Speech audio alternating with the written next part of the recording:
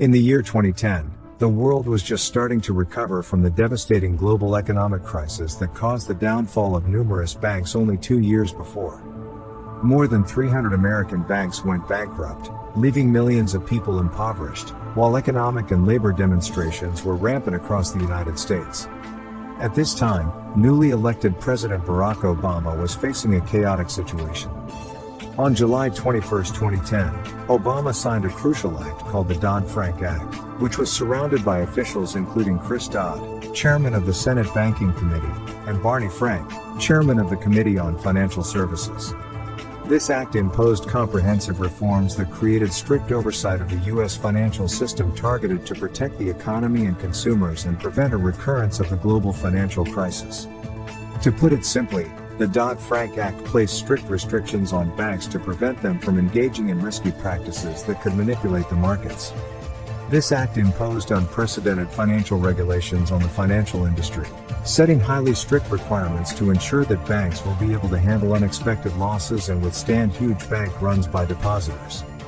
In short, it was a good firm act, aimed at preventing a financial nightmare from happening again. However, Wall Street executives heavily criticized the law, claiming that it limited their practices and imposed several constraints over them. As soon as the Dodd-Frank law entered into force in 2010, they waged a great war against it. They used legions of lawyers, corporations and lobbyists, spending tens of millions of dollars to roll it back. But they failed because Obama and his administration adhered to the law, seeing it as the only guarantee that another financial crisis would not occur. Even though they were unable to overturn the law, these lobbies continued to fight it, spending millions of dollars over the course of 8 years.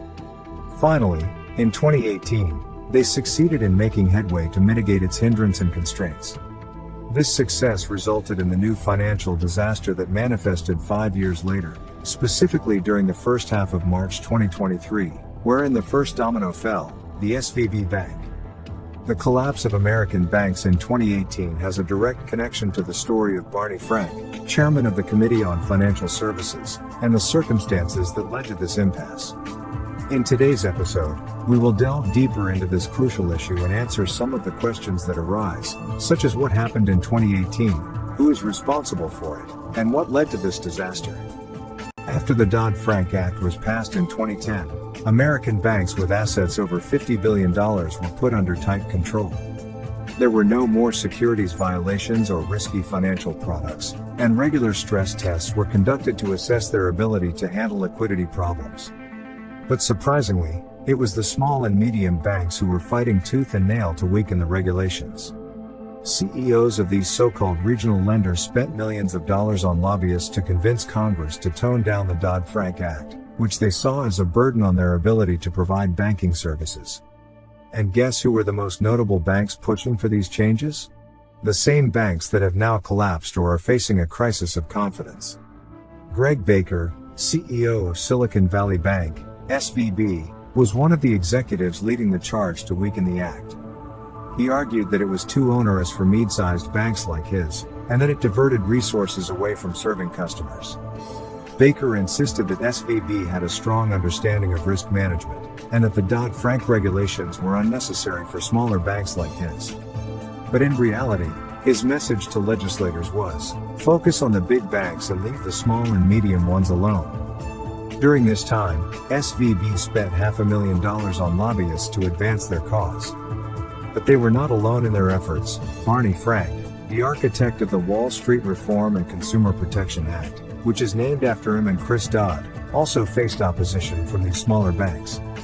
Barney Frank, one of the architects of the Dodd-Frank Act, the law that regulates the American banking sector and prevents another global financial crisis. However, after retiring from Congress in 2013, he inexplicably started advocating to reduce safety standards and deregulate the law.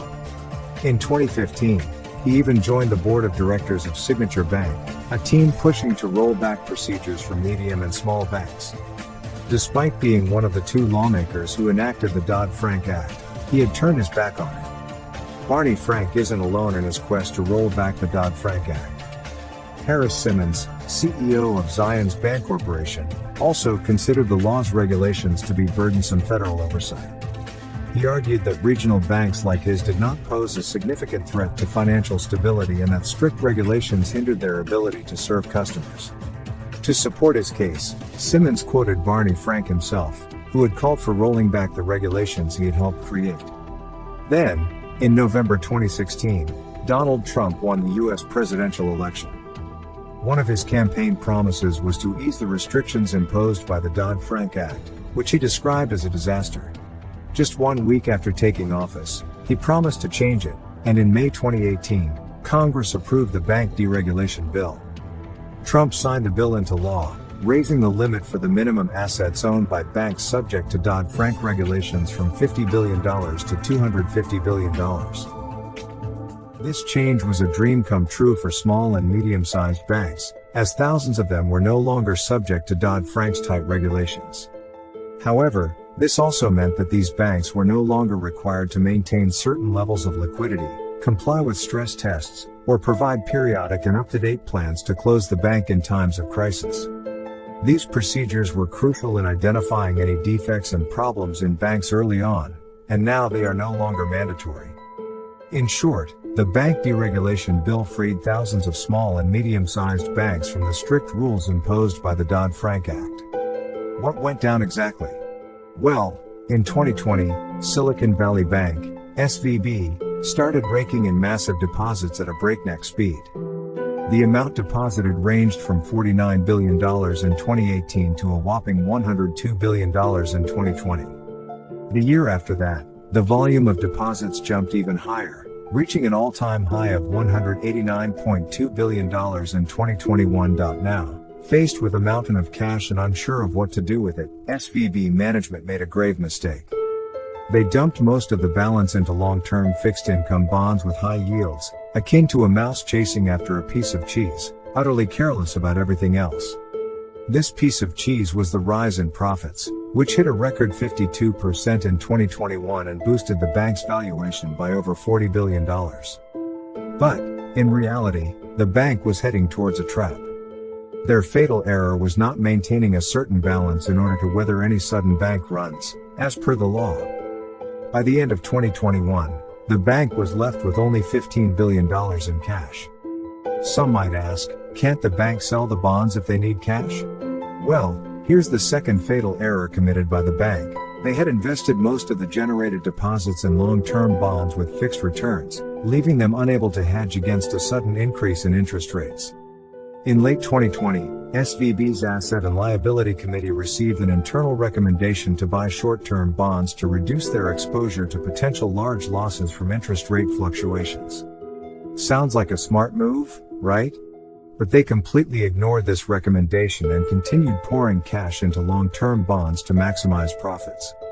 And when they needed cash urgently, the bond option proved to be a disastrous move. Ironically, the bank had been operating for 8 months without a chief risk officer, CRO, in office, a critical position responsible for anticipating and managing all kinds of risks facing the bank. From April 2022 to January 2023, SVB had no one in place of Laura Izzaretta, who had resigned from her position as CRO during a period of numerous challenges and risks for the bank. Before the Trump Deregulation Law Act of 2018, having a CRO in office was mandatory. No bank could function without one, not even for a month, let alone 8. But, after the law was passed, banks were no longer obliged to fill the position. So, how did SVB manage their risks during those 8 months? Only God knows. Imagine this, a bank, once successful, now in deep trouble. How did this happen? Well, it all started with the U.S. Federal Reserve raising interest rates, causing the collapse of the SVB Bank and resulting in losses of over $16 billion. But why wasn't the bank prepared for this situation? Here's where stress testing comes in. It's a computer simulation method that predicts how a bank will behave in various bad situations, like rising interest rates. But unfortunately, the SVB Bank wasn't subjected to this kind of testing, thanks to Trump's deregulation law for banks with assets less than $250 billion. Managing interest rate risk is another tool that banks can use to mitigate the impact of fluctuating interest rates. But the SVB Bank didn't do this either. resulting in a dangerous portfolio of investments that swelled to 57% of its total assets. Compare this to other US banks, where the highest percentage was only 42%. If stricter rules and regulations were in place, the bank's weaknesses and problems would have been revealed earlier, preventing its collapse and subsequent impact on other banks. And yet, here we are. Signature Bank collapsed just 48 hours after the SVB Bank and Silvergate Bank followed suit.